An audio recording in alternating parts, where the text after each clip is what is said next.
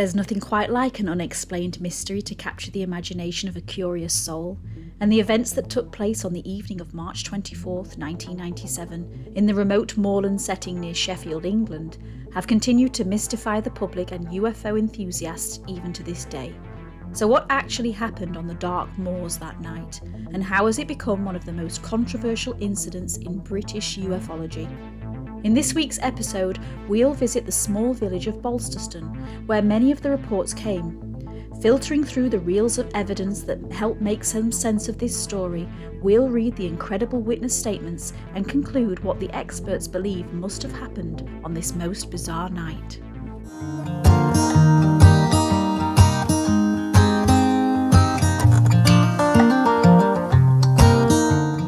Hello everyone and welcome to The Wanderlust Way. In today's video, we'll be visiting the area of the Peak District near Sheffield, England, to try and piece together a mystery that sounds like something straight out of an X-Files episode. With tales of strange lights and sounds in the sky, planes chasing overhead, and a £50,000 police search that would publicly reveal nothing, we'll uncover the events of that remarkable night, why it's become such an important case in UFO lore, and what the experts in the matter believe truly happened. So please sit back, relax and enjoy the video. If you do enjoy it, please give me a thumbs up and subscribe to the channel to see similar content in the future. Thank you. Nestled in the breathtaking landscape of Derbyshire, England, Howden Moor stands as a captivating expanse of natural beauty. This extensive moorland, characterised by its sweeping vistas, heather-clad hills and meandering streams, serves as a haven for outdoor enthusiasts and nature lovers alike. Rich in biodiversity, Howden Moor offers a serene retreat for those seeking solace in the embrace of untamed wilderness. However, beneath the tranquil facade of Howden Moor lies a mysterious tale that captured the imagination of many, the infamous Howden Moor UFO incident. Reports suggest Monday the 24th of March 1997 was a clear, cold spring night in the Peak District. The perfect environment for the many who were eagerly watching the night sky in hope to catch a glimpse of the Hale-Bopp comet. At that moment in time, the Hale-Bopp comet made a grand entrance into the night sky and captivated the world with its celestial brilliance. Glowing with an otherworldly tale, Hale-Bopp graced our cosmic stage, offering a rare and mesmerising spectacle for those who chose to look up into the night sky. It will not appear again in our skies until around the year 4385. It was therefore a momentous occasion to be part of. But for those avid sky watchers around the area of Howden Moor, it wouldn't just be the glimpse of a record-breaking comet that would catch their eye, but a series of unexplainable events that would lead to the most remarkable of nights and have locals questioning their very eyes for years to come. The first official report of something odd starts around dusk and came from Park Ranger Brian Jones in the Derwent Valley area. Jones reports hearing a horrendous sound in the sky and sees a low-flying helicopter flying across the valley towards Glossop. It carries a red and white light. At 7:40 p.m, the police would log a sighting from a Brian Haslam of Keighley, West Yorkshire, who had seen an object in the sky while travelling from Sheffield station. He was in the Barnsley area when he saw a triangle object with lights all around it, hovering. There would follow a number of sightings of strange or unusual activity throughout the night, and I'll pick out just a few for you. Reports tell of a lady from Dronfield who heard two jet aircraft pass over her home just before 10 p.m. She then went upstairs to the bedroom where she heard a low humming noise. From here she sees what can only be described as a triangle flying across the street. She told the investigator, "I saw a triangle with the corners cut off. There were two pink lights on the front and I saw blue lights all around it. The triangle was as wide as the street. It was really bright and just above the rooftops. It flew pretty slow, heading for the moors." She claimed it lit up the whole street as bright as day. Less than a minute before this object disappeared towards the moors, two more jet aircraft screamed overhead.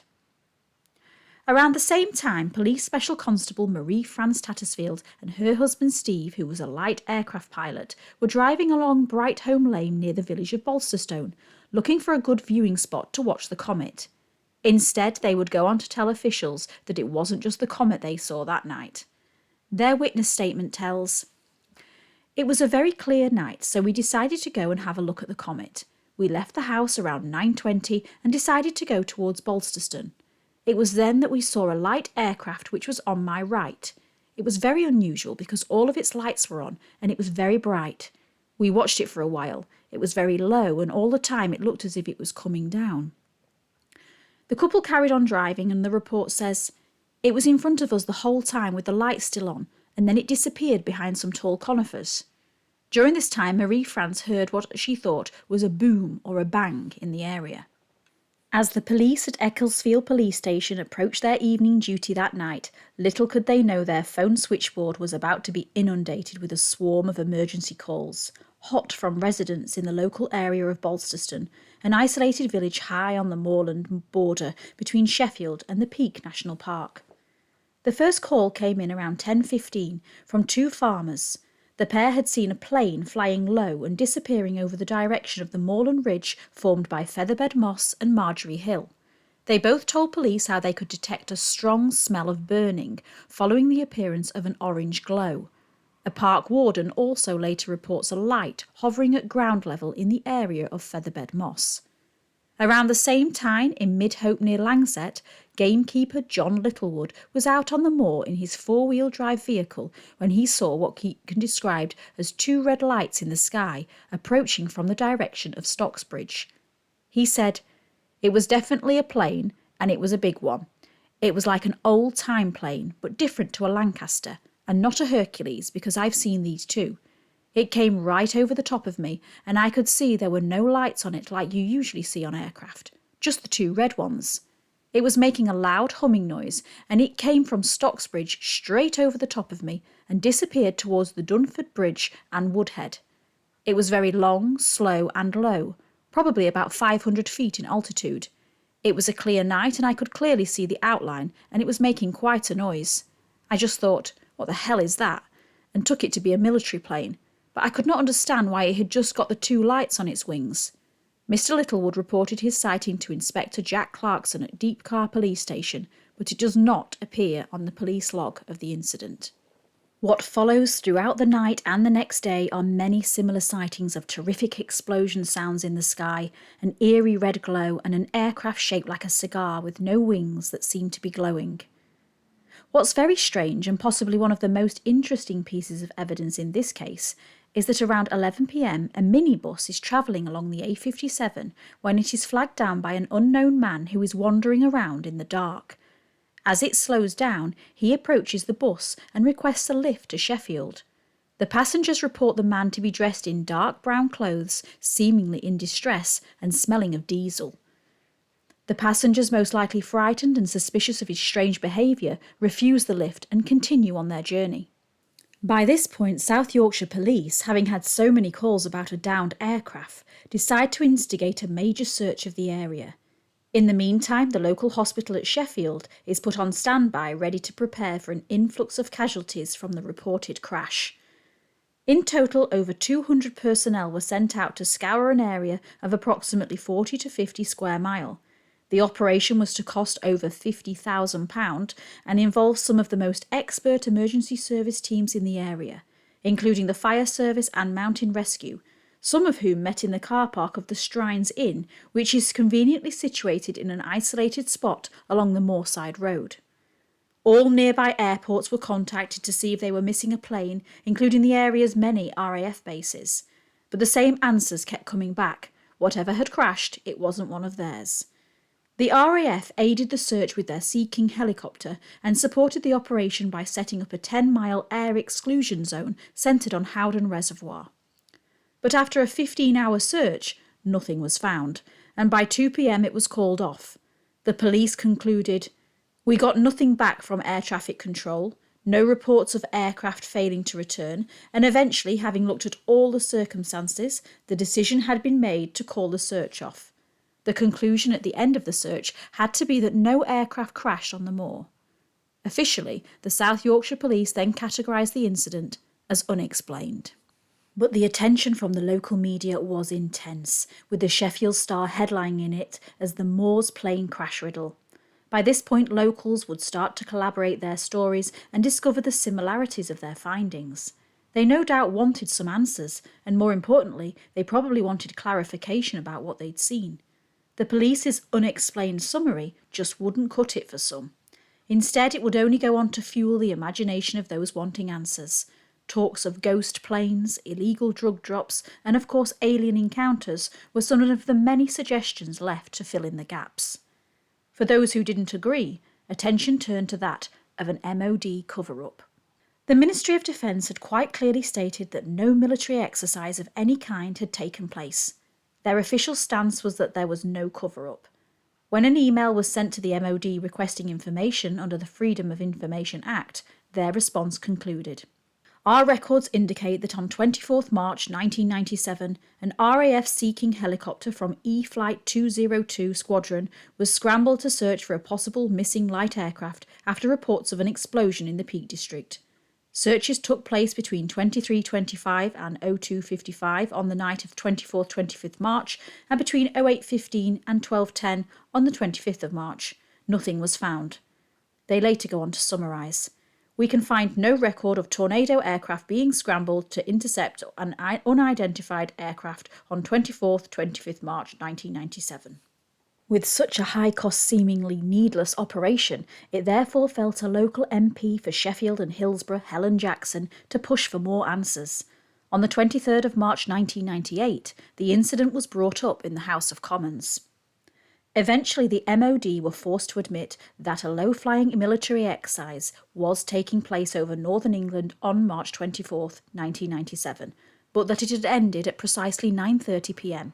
It led people to question, why were they not forthcoming with this information from the start? Evidence had been found by Edinburgh's seismology department confirming that there were 2 sonic booms on that night. Picked up by microphones located at a British Geological Society research post in Leeds, seismologists had deduced that 2 sonic booms, which could only have been caused by an aircraft going supersonic or space debris burning up in the atmosphere, had occurred in the area. The RAF defended that it was a court-martial offence to break the sound barrier over land in the UK. They also reported that they had no record of sonic booms by the RAF or NATO aircraft on that night. Another suspicious twist to this tale comes from a supposed claim originally made by a radar operator from the local RAF base in Linton-upon-Ouse. The claim by the operator suggested that on the night of March 24th, a UFO had appeared on their tracking computer. The operator claims to have tracked it for over 10 minutes before it shot off the system, disappearing from sight. This claim was later retracted, and instead an official statement was put out by the RAF Linton-upon-Ouse stating, "We are the only people in the area who would be flying over the region, and we were not practicing last night. We can confirm nothing was picked up on radar either."